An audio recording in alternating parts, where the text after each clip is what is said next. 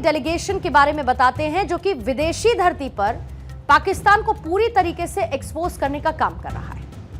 भारत पाकिस्तान तनाव के बीच मोदी सरकार ने यह फैसला लिया और इस फैसले का अंजाम कुछ यूं हुआ कि आज पूरी दुनिया इस बात का फैक्ट चेक कर रही है कि विदेशी मंचों पर भारत सरकार के साथ मजबूती के साथ खड़े हुए ये सब नेता दरअसल भारत में विपक्ष के नेता हैं या फिर सरकार के प्रतिनिधि।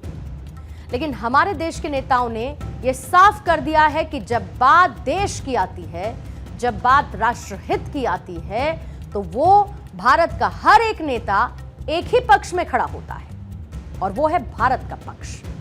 ये एक संदेश ही इस बात की तस्दीक करता है कि जब किसी देश का हर एक नेता राष्ट्र की बात आने पर एक साथ खड़ा हो तो उस देश का कोई भी बाहरी देश क्या ही कर सकता है।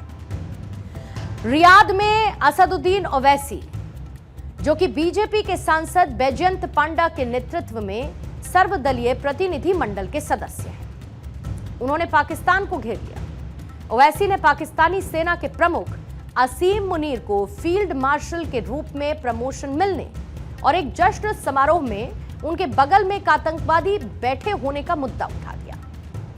असद ओवैसी ने अपनी बात को साबित करने के लिए एक तस्वीर का भी हवाला दिया। इसके साथ ही उन्होंने आग्रह किया कि पाकिस्तान को FATF की ग्रे सूची में वापस डाल दिया जाना चाहिए।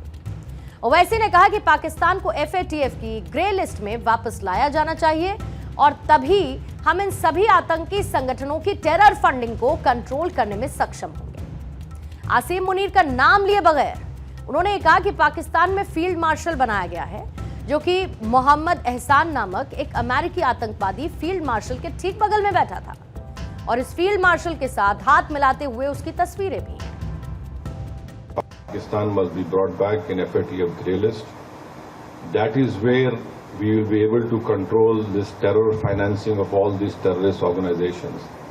And do you know that when this person was made the field marshal in Pakistan, a US designated terrorist called Mohammed Ehsan was sitting right beside the field marshal.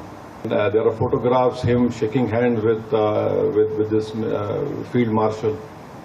So there is a clear-cut evidence of Pakistan's involvement. These terrorist groups are prospering over there. They are being trained over there. And their whole task is to destabilize India, to create more Hindu-Muslim riots in India. Asaduddin Owaisi आज भारत के लिए जो कर रहे हैं, ये देश के सभी नेताओं का कर्तव्य भी है और हम एक साथ मिलकर ही देश के खिलाफ उठने वाली इस आतंक की आवाज को दबा सकते हैं।